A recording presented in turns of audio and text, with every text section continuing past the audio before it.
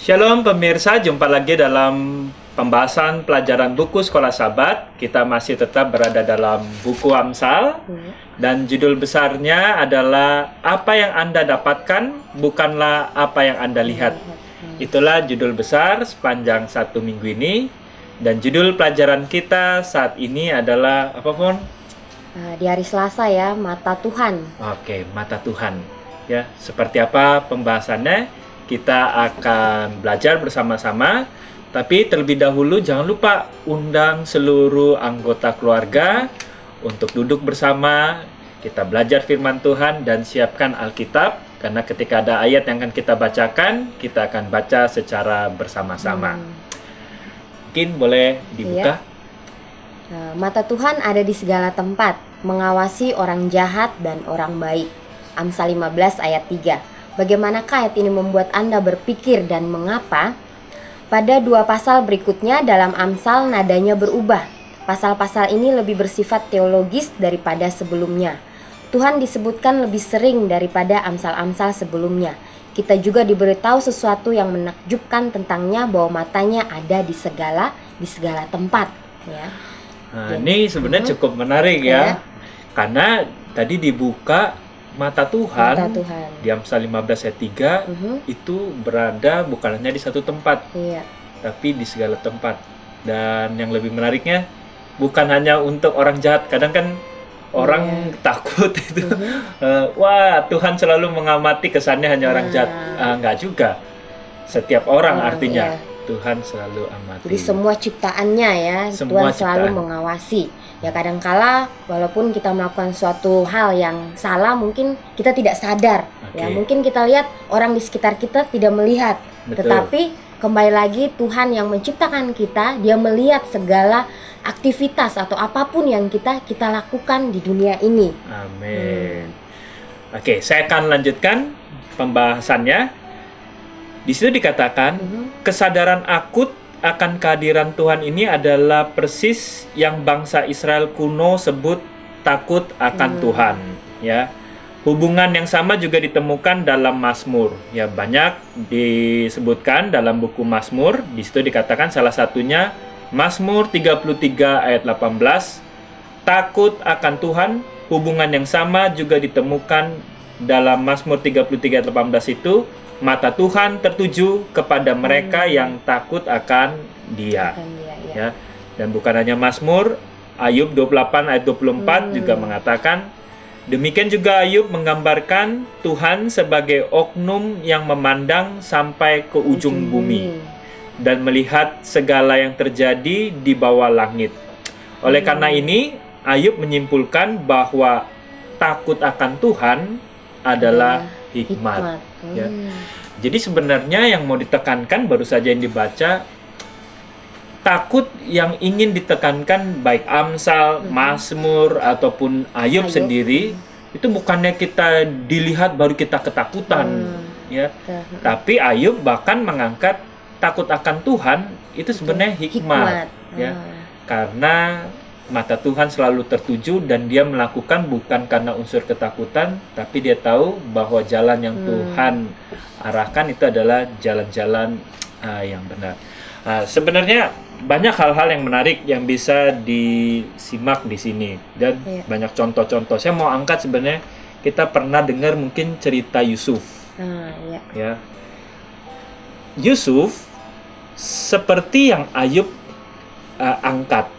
Dia mengikuti perintah Tuhan bukannya karena dia ketakutan, ya, tapi dia melihat ada hikmat yang sangat Tuhan ingin tekankan, akan ada keuntungan ketika mengikuti perintah. Contoh ya, Kejadian 39. Ya, Kejadian 39 kita bisa lihat. Pemirsa juga boleh membuka bersama-sama Kejadian 39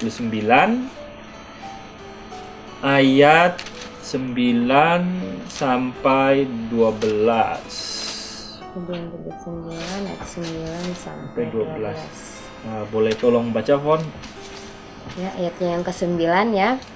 Bahkan di rumah ini ia tidak lebih besar kuasanya daripadaku, dan tiada yang tidak diserahkannya kepadaku selain daripada engkau. Sebab engkau istrinya, bagaimanakah mungkin aku melakukan kejahatan yang besar? Ya. yang besar ini dan berbuat dosa terhadap Allah. Oke. Ayatnya yang ke-10, walaupun dari hari ke hari perempuan itu memujuk Yusuf, Yusuf tidak mendengarkan bujukannya itu untuk tidur di sisinya dan bersetubuh dengan dia. Ya. Ayat yang ke-11, pada suatu hari masuklah Yusuf ke dalam rumah untuk melakukan pekerjaannya, sedang dari seisi rumahnya itu seorang pun tidak ada di rumah. Ayatnya 12, lalu perempuan itu memegang baju Yusuf sambil berkata, marilah tidur dengan aku. Tetapi Yusuf meninggalkan bajunya di tangan perempuan itu dan lari keluar. Ya. Di situ sebenarnya ditekankan, ini bukan hanya sekali, di ayat 10 dikatakan dibujuk berulang-ulang kali. Dan kejadian itu, kalau kita nanti tadi udah dilihat di ayat 11, sebenarnya pada saat itu di rumah nggak ada siapa-siapa gitu loh. Iya. Hanya ada tuannya, istri tuannya, sama Yusuf.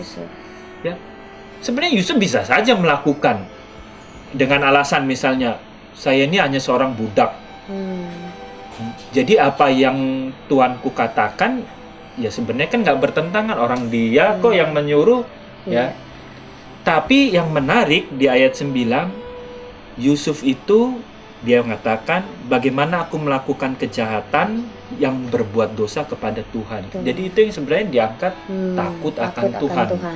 Ya. Itu satu hal. Bagaimana dengan kita sebenarnya aplikasi, apakah kita menurut karena ketakutan atau karena kita mengerti. Ya, kita lanjutkan ya. Ya.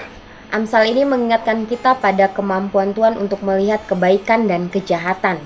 Tidak peduli di mana mereka berada, sebagaimana Salomo pahami 1 Raja-Raja 3 ayat 9. Hikmat yang benar adalah kesanggupan untuk membedakan, untuk membedakan antara yang baik dan yang jahat.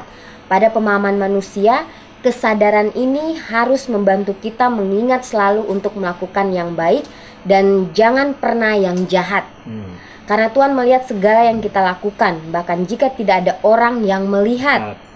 Kita mengelabui diri kita sendiri, berpikir di mana karena untuk saat ini kita berhasil melepaskan diri dari kejahatan, bahwa kita benar-benar lolos darinya. Dalam jangka panjang kita tidak pernah melakukannya. Jadi ini harus terbiasa ya. Betul. Harus diulang-ulangin. Ya. Begitu pula dengan pelajaran firman Tuhan, kita harus terus membaca nasihat firman Tuhan sehingga tulisan-tulisan yang sudah kita baca itu kita pahami di dalam kehidupan kita. Ya, sehingga bila mana datang bisikan-bisikan mungkin dari si iblis itu, kita dapat melawan dengan kekuatan atau kuasa Tuhan sendiri. Ya. Dan itu sebenarnya menarik, di situ dikatakan sebenarnya tadi yang di bawah itu, kadangkala ketika kita melakukan kejahatan sepertinya lolos-lolos aja, ya, nggak ketahuan, ya.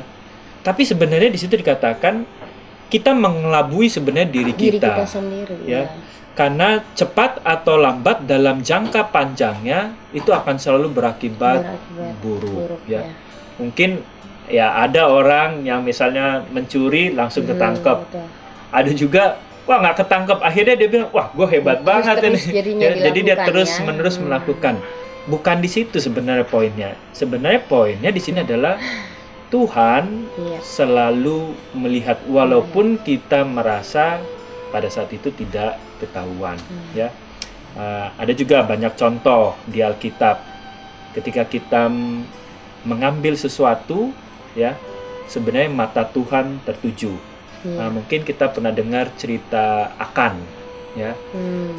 Bisa kita lihat contohnya dalam Yosua 6. Yosua 6 ayat 18 sampai 19. Ya, pemirsa mungkin bisa membuka bersama-sama Yosua 6 ayat 18 dan 19. Ya. Tetapi kamu ini jagalah dirimu terhadap barang-barang yang dikhususkan untuk dimusnahkan, supaya jangan kamu mengambil sesuatu dari barang-barang yang dikhususkan itu setelah mengkhususkannya, dan dengan demikian membawa kemusnahan atas perkemahan orang Israel dan mencelakakannya. Ayat 19, segala emas dan perak serta barang-barang tembaga dan besi adalah kudus bagi Tuhan. semuanya itu akan dimasukkan ke dalam perbendaharaan Tuhan. Ya. Jadi ceritanya Joshua lagi bilang kepada bangsa Israel, kita nih mau menyerbu kota Jericho. Kalau kita masuk, tadi dibilang jangan ada diambil barang-barang tadi. Kalau enggak akan terjadi kemusnahan terhadap bangsa Israel. Saya lanjutkan. Kemudian di dalam Joshua 7 ya ayat 11 Tuhan berfirman, ini ada suatu malapetaka terjadi. Yosua nanya, Tuhan, kenapa kok ada malapetaka? Terus Tuhan berkata, orang Israel telah berbuat dosa. Mereka melanggar perjanjianku, yaitu perjanjian yang tadi, yang kuperintahkan kepada mereka.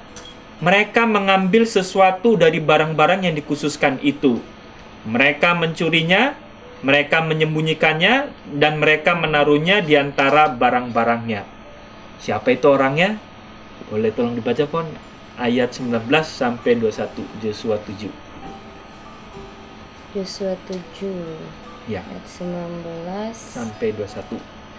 Berkatalah Yosua kepada Akan, anakku, hormatilah Tuhan Allah Israel dan mengakulah di hadapannya. Katakanlah kepadaku apa yang kau perbuat, jangan sembunyikan kepadaku. Lalu Akan menjawab Yosua, katanya, benar, akulah yang berbuat dosa terhadap Tuhan Allah Israel, sebab beginilah perbuatanku. Aku melihat di antara barang-barang jaraan itu jubah yang indah, buatan Sinear, dan 200 sikel perak dan sebatang emas yang 50 sikel beratnya. Aku mengingininya, maka aku ambil semuanya itu disembunyikan di dalam kemahku dalam tanah, dan perak itu dibawa sekali. Ya, jadi sebenarnya hal yang menarik di sini ditekankan, ya, akan juga mungkin melambangkan kita, ya. Dia melihat tertarik, ya, jubah, semua hal-hal duniawi, ya, dia simpan di dalam rumahnya. Tapi sebenarnya ada suatu pengadilan, dan setiap orang sebenarnya akan melewati ini. Gak ada yang bisa menipu, dan kita akan mengatakan jujur, ya, seperti Akan, dia bilang, Tuhan, aku memang mengambil, ya. Sebenarnya inilah yang mau diangkat. Setiap daripada kita akan melewati pengadilan yang sama, ya. Mungkin ada yang tadi berpikir, wah, mencuri sedikit nggak ketahuan, ya. Tetapi di sini katakan cepat atau lambat itu akan menjadi karakter, dan karakter itu akan menuntun kita kepada kematian atau keselamatan. Ada tambahan sejauh ini? Kalau enggak, saya akan lanjutkan. Ini adalah kutipan kita yang terakhir. Oleh karena itu, marilah, katanya, kita tekun karena tidak ada satu makhluk pun yang tersembunyi di hadapan Tuhan. Sebab segala sesuatu telanjang dan terbuka di depan mata Dia, yang kepadanya kita harus memberikan pertanggungjawaban. Terdapat dalam Ibrani 4 ayat 13. Itulah sebabnya, dan sebagai pertanyaan kita, ya, dalam Ibrani 5 ayat 14, boleh tolong dibaca pon Ibrani 5 ayat 14. Sebenarnya bagusnya ya dari ayat 13 kayaknya lebih bagus. Ibrani 5 ayat 13 sampai 14.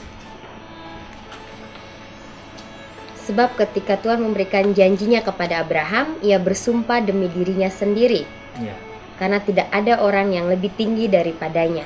Katanya, sesungguhnya aku akan memberkati engkau berlimpah-limpah dan akan membuat engkau sangat banyak. Kayaknya itu Ibrani 6 deh. Ibrani 5. Oh, Ibrani 5 ayat 13 sampai 14. Ya. Sebab barang siapa masih memerlukan susu, ia tidak memahami ajaran tentang kebenaran, sebab ia adalah anak kecil. Tetapi makanan keras adalah untuk orang-orang dewasa yang karena mempunyai panca indera yang terlatih untuk membedakan yang baik daripada yang jahat. Ya.